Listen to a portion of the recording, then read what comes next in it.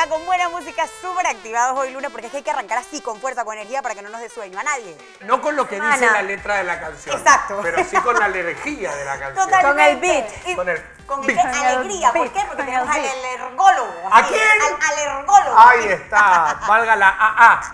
Exacto, nuestro queridísimo doctor José Batista, bienvenido nuevamente, qué gusto verlo. Buenos días. ¿Cómo está, doctor? ¿Cómo se encuentra este lunes? Cuénteme. ¿Qué tal? ¿Qué tal? ¿Cómo están? Buenos días. Súper bien. Aquí viéndolo bien alegre. Muy bueno. Nos encanta que el doctor siempre que venga al programa con nosotros esté así bien animado, alegre, porque Sí, está esperando las preguntas. Yo no quiero incomodar al doctor, pero no es el único animado cuando el doctor aparece aquí en pantalla. Hay mucha gente aquí en el programa que se anima mucho cuando lo ve al doctor. No sé si son personas que sufren alergia, asma y se les va. Es como... Cuando venga el doctor. Claro, cuando ven al doctor es como el dilatador ese que se dan ahí del asma. No sé, lo ven y como que sonríen, doctor. Usted genera algo ahí, ¿eh? Casi curandero.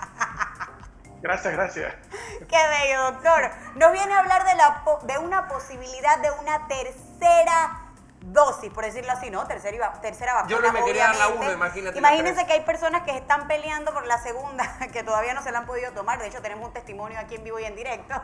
Sí, eso lo voy a contar ahora después, doctor, mientras usted nos amplíe un poquito el tema de la tercera dosis. Totalmente. Que sé que hay vacunas, hay tipos de vacunas que sí la requieren sí o sí, y hay otras que creíamos que no. Tengo entendido que en algunos países o en algunos lugares se está empezando a aplicar una tercera dosis, doctor. Sí, bueno, buenos días. Bueno, hablando de vacunas, veo que te vacunaste, Pablo, te casaste ya, así que felicidades. Felicidades. Estoy vacunado del amor también. Doble vacuna tengo Muy ya. bien. Doble. Bueno, felicidades y Gracias, que tengas doctor. muchas bendiciones, una familia bendecida y muchos niños. Gracias, Bueno, muchas gracias. hablando de la tercera dosis, sí es cierto que hay países que ya han empezado a aplicar la tercera dosis. Israel, Rusia, en Europa, Francia, Inglaterra, Alemania, tienen programas del booster que le llaman, el refuerzo. Acá en América tenemos a República Dominicana, Chile y Uruguay. Entonces, el tema es a quiénes le van a poner la tercera dosis, ¿no? En estos países están vacunando a poblaciones inmunosuprimidas, que esa es la principal indicación de la CDC y de la FDA, o sea, personas que tienen las defensas bajas, por ejemplo, pacientes que están con cáncer, pacientes que tienen un tratamiento inmunosupresor, por ejemplo, los trasplantados, pacientes que tienen enfermedades autoinmunes, que están con tratamiento de metotrexate o corticoides de altas dosis, todos los pacientes renales que están en diálisis, diabéticos crónicos que están descontrolados, cualquier situación, los pacientes de VIH que tienen las defensas disminuidas, pues esos pacientes con la primera y la segunda dosis lograron generar anticuerpos, pero no con la potencia y con la cantidad, ¿verdad?, de una persona sana. Entonces, ellos son la primera indicación y en ellos, pues sí se está haciendo en estos países donde tienen los medios, ¿verdad?, y la logística para poder dar la tercera dosis, porque luego vamos a hablar de la desigualdad,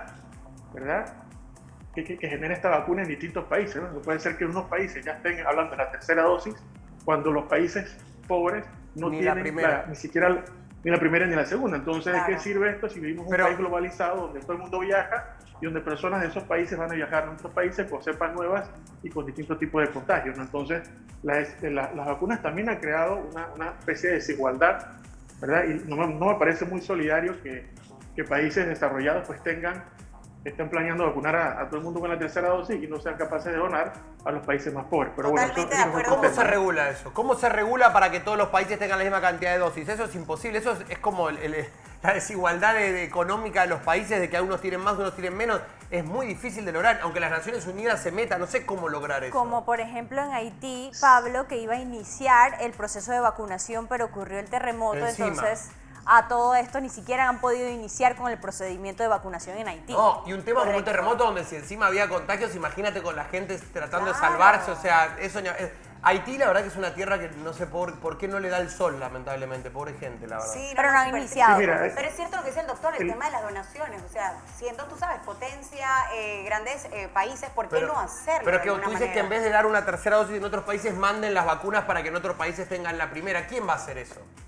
Gandhi cuando estaba en la India. Lo que pasa es que Debería. estas decisiones, estás viendo que Israel está haciendo su propio programa, los países están aplicando sus propias medidas y las directrices mundiales, bueno, han sido acatadas de alguna manera, pero no hay nada que sea obligatorio, ¿no? Entonces ese es el problema, que tenemos países están aplicando sus propios esquemas por encima de las aprobaciones de la OMS o de la FDA. Entonces ahí está el tema político y democrático. Yo estuve en Haití de voluntario en el terremoto, en el último terremoto que hubo, y eso es un estado fallido. Ahí las instituciones no funcionan, lo que hay es una corrupción importante de funcionarios públicos, y allí manda que las clases, digamos, empresariales que no tienen ningún tipo de escrúpulo a la hora de distribuir las riquezas, ¿no? Entonces, nunca vas a poder desarrollar un país si no tiene un Estado democrático de facto. Entonces, al final, tenemos estos problemas, digamos, que tienen que ver más con la parte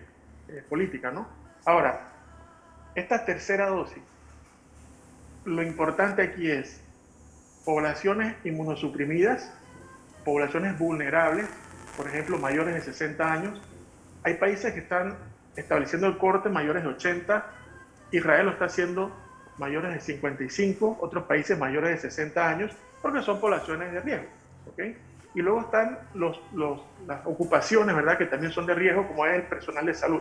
Entonces, yo creo que un refuerzo primero para los pacientes inmunosuprimidos, primero para los países pobres, segundo, para las personas inmunosuprimidas, tercero, para los mayores de 60 años, y cuarto, para el personal, ¿verdad?, que está en la primera línea combatiendo, ¿verdad?, o tratando o ¿verdad?, atendiendo a las personas que están enfermas. Y luego ya entonces, probablemente, mire, como todas las vacunas virales, van a tener un punto de máxima protección y luego va bajando. Ya vimos que el virus Delta quita eficacia casi en un 10%.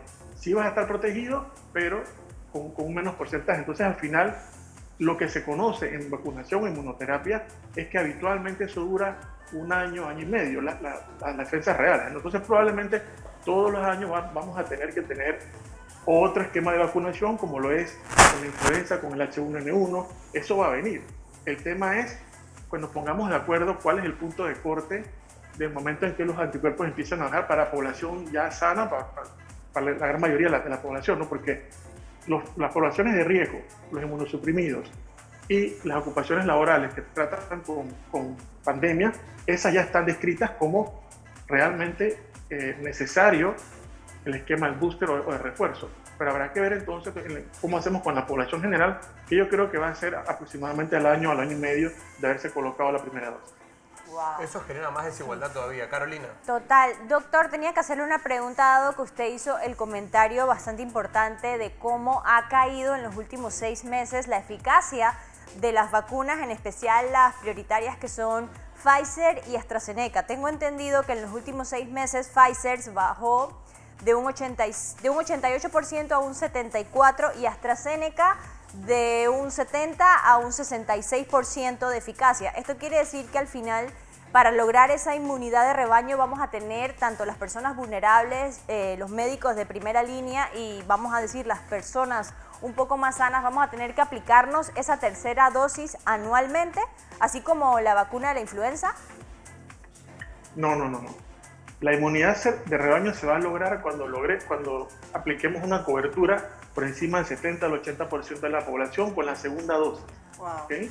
Ahora, que hay una variante nueva que te resta eficacia, sí, pero fíjese usted, que del 100% de veces que te infectas, tengas un 83% de eficacia, o sea, 83% de posibilidades menos de parar en una unidad intensiva o de fallecer, eso es una protección importante, ¿no? Y a medida que logremos la inmunidad de rebaño, entonces el virus va a calmar, ¿verdad?, su agresividad, su contagio, su propagación, y esto obviamente va a pasar a ser un virus como cualquier otro. Eso es yo siempre soy positivo y esperamos que esto sea como otros virus, ¿no? Que al final te tengas que vacunar anualmente y que finalmente esto realmente sea un susto. Lo que podemos hacer, otro programa que nadie ha hablado de esto, es qué es la zoonosis spillover. Las pueden ver, y traté de hacer un vídeo corto para que la gente lo entendiese, un reel en Instagram. Mírenlo allí. Deberíamos hacer un programa para hablar de la zoonosis spillover. O sea, existe en la comunidad científica un concepto que se llama X disease o enfermedad X, ¿verdad? Podemos hablar de eso, que es, ya se sabía en los algoritmos de que va a haber un virus que nunca ha entrado en contacto con el ser humano, puede ser el permafrost de Groenlandia, cuando se descongela toda esa capa y salgan estos microorganismos que nunca han estado en contacto, ¿verdad?, con los seres humanos microorganismos que tienen más de 10.000 años allí congelados. Esto va a venir con el cambio climático y esto ya se sabía antes de la pandemia. Todos estaban preparando para la enfermedad X, que es una enfermedad que va a pasar de un hábitat, ya sea en el permafrost o en un animal, al ser humano, que fue lo que una de las spillover es el coronavirus, otra es el VIH, otra es la gripe aviar, otra es la H1N1. Son virus que han estado en el animal. El animal o el ambiente mete presión del ser humano sobre el medio ambiente, y entonces todos estos cambios, que le llaman cambio climático, ¿verdad?, afectan a los microorganismos y son los primeros que se adaptan, mutan, y entonces pasó esto del murciélago al ser humano, vino el coronavirus, una pandemia. La enfermedad X va a ser una pandemia con alta mortalidad. El coronavirus tiene una baja mortalidad, es muy contagioso. Pero esta enfermedad X sería bueno que un día hiciésemos un programa bien ilustrado con imágenes para que vamos a dejar pasar, vamos a pasar un importante- año, 6 meses, doctor, que la gente se le deprime todo el mundo. Estamos saliendo del coronavirus y le vamos a hablar de la enfermedad X que viene abajo de Groenlandia. Va a decir, que se me descongela la heladera, la gente con la nevera, que no le pagan la luz y se le descongela, va a pensar que le va a dar un virus. No, pero está bueno, me gusta. Hay que Es instruirlo. hablar De una realidad. de qué es lo que significa el cambio climático.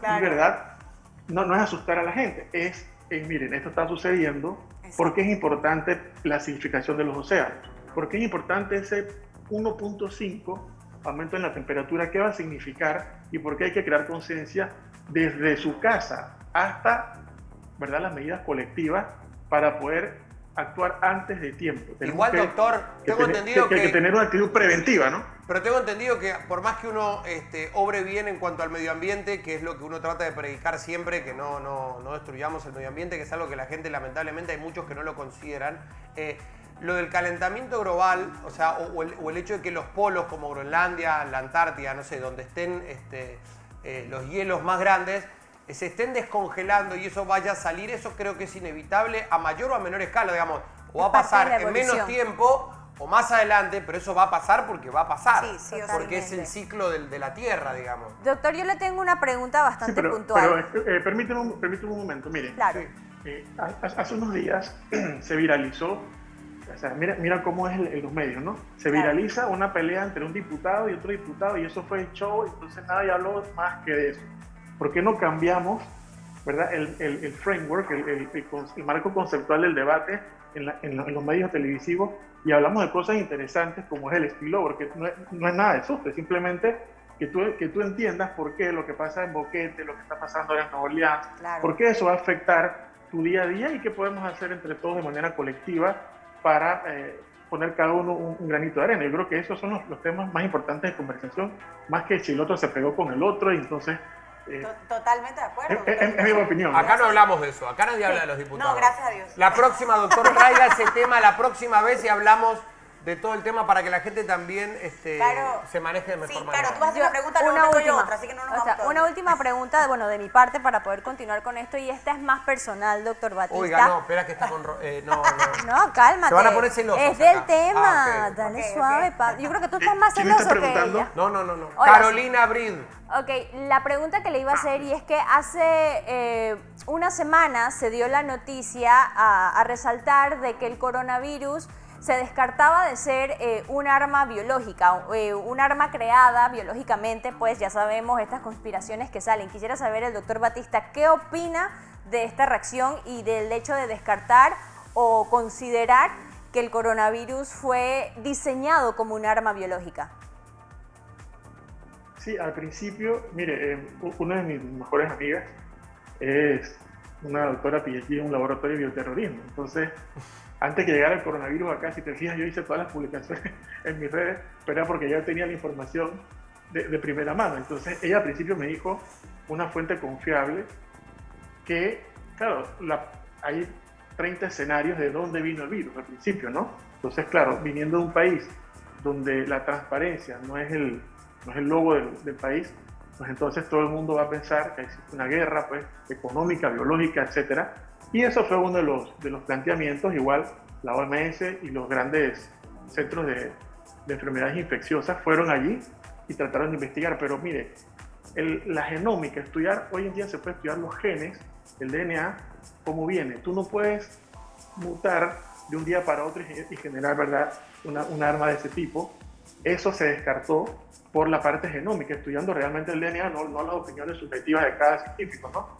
Entonces, lo que sí se sabe es que ese virus estaba en un animal, generó algún tipo de cambio en su corona, en sus proteínas de superficie, y por la presión del ser humano y por los cambios en el entorno, en el ambiente, el nicho biológico de ese patógeno, pues se produjo este spillover, este salto, ¿verdad?, de un huésped a otro, que es del murciélago al ser humano. Entonces, esto es la teoría más aceptada y no tiene nada que ver con algo biológico, ¿no? Claro, doctor. Sara, No, todo y definitivamente yo por lo menos digo, antes de hacer mi pregunta quería comentar que sí es cierto que definitivamente necesitamos lo que son los temas de la vacuna y demás. Sin embargo, también ya esto comienza a ser como un cuidado de cada uno en el sentido de que no solo por vacunarme yo tengo que dejar de tomar mis vitaminas, tomar de las cosas que a mí me van a ayudar a mantener mi sistema inmune arriba, que yo creo que es la confianza que pasa en muchas personas pues que ya se han vacunado y que dicen, bueno, ya estoy libre, ya no me va a dar nada. Yo ahora cayendo en esto, doctor, quería preguntarle, si existe una persona que ya está vacunado, es decir, tiene las 2 dosis, por decirlo así, o una, no sé cuál me podría usted responder, quisiera saber si esa persona puede contagiar de COVID a otra o simplemente recibe lo que es el virus en sí. Lo pregunto porque he escuchado últimamente muchos casos en donde se indica de que han estado personas ya vacunadas con otras, sin embargo, una adquiere el COVID y las demás no tienen absolutamente nada. Entonces quiero ver si es que esto tiene que ver por el tema de la vacuna, correcto, de que no lo puedes transmitir y solamente, sí, pero sí te puede dar por segunda vez, por decirlo así. Incluso vacunado. Sí, tu pregunta es bastante interesante. Hace unos días atrás salió un estudio de la Universidad de Oxford, que son los que más tienen población vacunada con la segunda dosis y con la variante Delta. Y mira que es bien interesante que un paciente vacunado versus un paciente no vacunado o un paciente que ya le dio COVID, en esos 3 escenarios, la carga viral es la cantidad de virus que tienes de virus Delta, que es el último que se ha adaptado, pues el que todo el mundo, ¿verdad?, tiene preocupación. Tienen todos la misma carga viral. ¿Qué quiere decir? Que la vacuna te va a proteger de no hacer la hospitalización severa, la hospitalización grave, pero vas a tener la carga viral, o sea que el virus entra, se va a replicar, va a tener la misma carga viral, tengas o no tengas, y vas a seguir contagiando. Ahora, el que está vacunado va a contagiar menos días, o el que ya le dio el virus va a contagiar menos días. ¿Por qué? Porque ya tiene un aparato inmunológico que va a frenar, ¿verdad?, en el tiempo este virus, ¿ok? El que no está vacunado va a contagiar mucho más tiempo. A eso es la respuesta que pienso que es la que está. Doctor, una cosita para terminar el tema de la tercera dosis que usted decía, que son, digamos, es en caso de personas que tienen un sistema inmune deficiente, por decirlo de alguna manera, o que les cuesta más elaborar estas defensas. ¿Hay alguna forma a ver, independientemente de una patología o de una enfermedad o algo que haga que tenga las defensas bajas, ¿hay alguna forma de saber si las 2 dosis de la vacuna a ti ya te hicieron que las defensas estén altas y puedes llegar a necesitar una tercera? ¿O eso es solamente si tú tienes una patología? Lo pregunto porque usted decía que hay personas de diferente edad y demás que tal vez con las 2 dosis no tengan las suficientes defensas para combatir el virus. Claro. Sí, mira, si eres una persona sana, tú deberías tener todo tu sistema inmunológico en orden. ¿Por qué? Porque entonces estarías resfriado o con infecciones a cada momento, o trasplantado o con una diabetes, no estarías sano. Ahora, sí existen, ¿verdad?, exámenes en sangre que miden los anticuerpos de inmunidad pasada y de la inmunidad presente, que se llaman inmunoglobulina G y inmunoglobulina M, ¿verdad? Entonces tú puedes tomártelo un examen de sangre que te mide esos anticuerpos y ver si están sobre los niveles altos. Eso se llama la medición de anticuerpos protectores, que es lo que estamos tratando de estandarizar aquí en Panamá, para que usted pueda saber si qué tanto está usted inmunizado o no, para poder recibir quizás con eso una tercera dosis, ¿no? Ahora, claro, ¿cuál es el problema? Que estos exámenes y estos los laboratorios tienen que tener un proceso de validación, de calibración, para que lo que esté midiendo realmente sea el resultado lo que está midiendo y no sea un falso positivo o un falso negativo. Eso es muy difícil de lograr y el Instituto Gorgas pues va a tener que validar estos estudios para que se puedan hacer. se están haciendo, pero no es, yo no lo recomendaría como algo masificado, ¿verdad? ¿Por qué? Porque tienes que primero tener muy bien claro que el examen está validado, o sea, que realmente cuando te da un resultado es verídico. Y ese es el problema que tienen los laboratorios de sangre, que te dan muchos falsos positivos y falsos negativos. Eso Claro. que usted dice, doctor, hace unos días Carolina tuvo gripe y yo estaba muy asustado y la llevé a un centro a hacerse el hisopado. Entonces yo hablé y le digo, mira, ella está engripada porque yo le di antigripales y demás, le digo, quiero hacerle un test que dé bien, no quiero un falso positivo porque tenga carga viral porque está engripada y demás. Entonces me mandaron a hacer un PCR que salía más dinero que otra prueba. Entonces, hay pruebas que te pueden dar un falso positivo o un falso negativo. Entonces, hay que pagar más entonces para hacer una prueba que funcione. Hay que tener cuidado con lo que uno hace y lo que toma como una verdad absoluta a la hora de hacer un análisis. Porque eso también pasa. Me ha tocado encontrar gente que ha hecho cuarentena de 2 semanas y nunca tuvo nada, por ejemplo. Claro. También he escuchado casos. Claro. Sí, sí. Claro, porque lo que pasa es que los laboratorios sin escrúpulos pues también existen. Entonces quieren decir, bueno, hazte la prueba por $20, ya meten la parte económica. Entonces las personas como no saben, pues eso es desinformación, no hay un control. Entonces tú dices, bueno, me hago una prueba de esa, pero realmente la prueba se llama medición de anticuerpos protectores y eso tiene que estar validado por el Instituto Gorga del Ministerio de Salud, con una lista de laboratorios que estén, digamos, con estos controles de calidad, con esta calibración, con esta validación, y luego ya el precio pues lo dispondrá el mercado, ¿no?